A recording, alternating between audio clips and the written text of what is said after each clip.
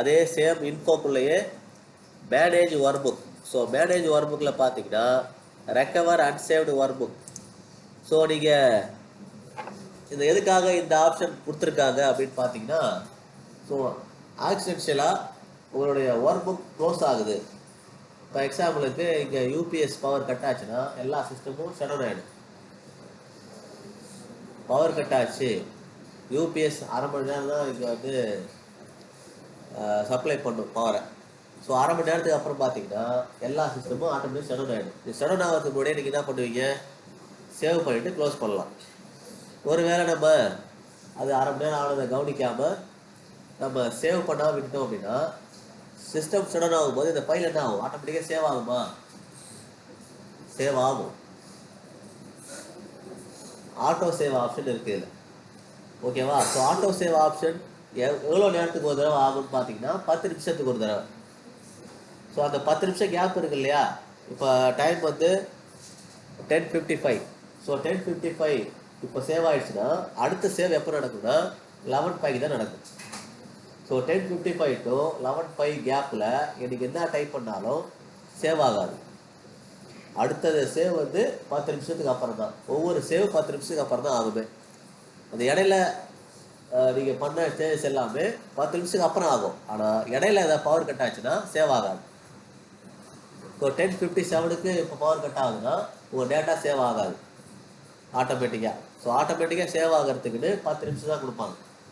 So அந்த மாதிரி ஏதாவது ஒரு ஃபைல் நீங்கள் ஆக்சிடென்ஷியலாக க்ளோஸ் பண்ணியிருந்தீங்க அப்படின்னா அதை ரெக்கவர் பண்ணுறதுக்கு தான் இந்த ஆப்ஷனுக்குள்ளே போகிறோம்.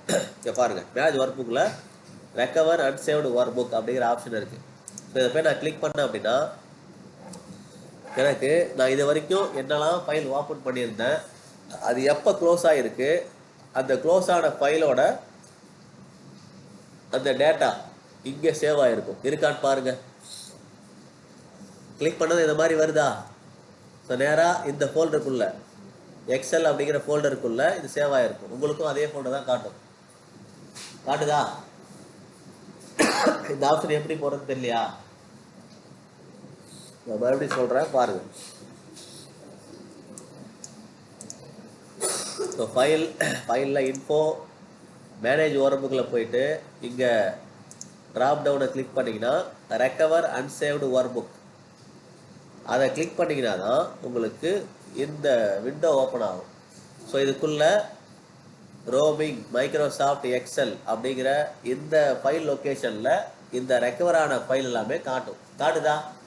மினிமம் ஒரு ஃபைலாவது காட்டும். மினிமம் ஒரு ஃபைல் காட்டணும்.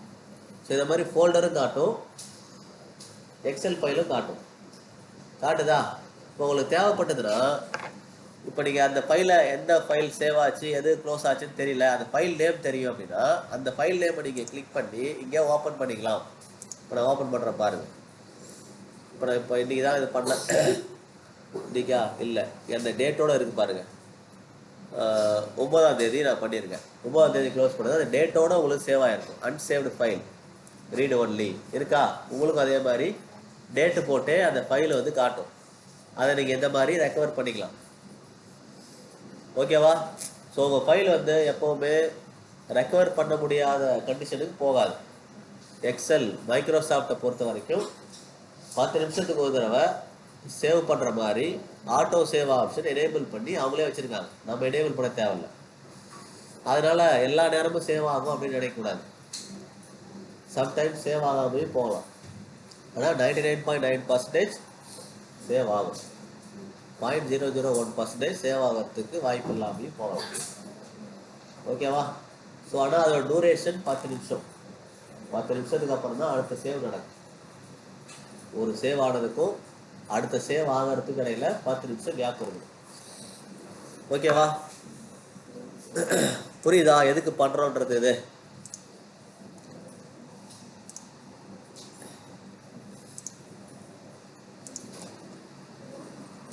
ஸோ இப்போ நீங்கள் சேவ் ஆஸ் பண்ணி இப்போ நான் ஓப்பன் பண்ண ஃபைலை சேவ் ஆஸ் பண்ணி உங்கள் லொக்கேஷனில் நீங்கள் சேவ் பண்ணிக்க முடியும். ரெக்கவர் பண்ண ஃபைலை புது லொக்கேஷனில் நீங்கள் சேவ் ஆஸ் கொடுத்து தான் சேவ் பண்ணிக்கணும்.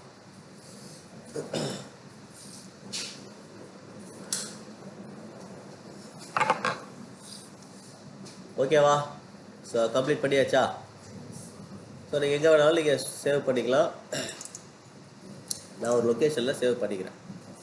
ஸோ இப்போ நீங்கள் இந்த ஃபைலை திரும்ப நீங்கள் எடுத்து ஒர்க் அவுட் பண்ணலாம். ஸோ எவ்வளோ டேட்டா நீங்கள் கடைசியாக எப்போ அது க்ளோஸ் ஆச்சோ அந்த டேட்டா வரைக்கும் சேவ் ஆயிடும். ஸோ அதுக்கப்புறம் மேக்ஸிமம் பார்த்தீங்கன்னா உங்களுக்கு ஒரு 9 நிமிஷத்தோட அப்டேட் மட்டும் அந்த ஃபைலில் இருக்காது. ஓகேவா? இடையில அந்த கேப் பார்த்தீங்கன்னா 9 மினிட்ஸ், அந்த 9 மினிட்ஸ் டேட்டா மட்டும் இருக்காது. மீதி அதுக்கு முன்னாடி டைப் பண்ணது எல்லாமே நீங்கள் பார்க்கலாம்.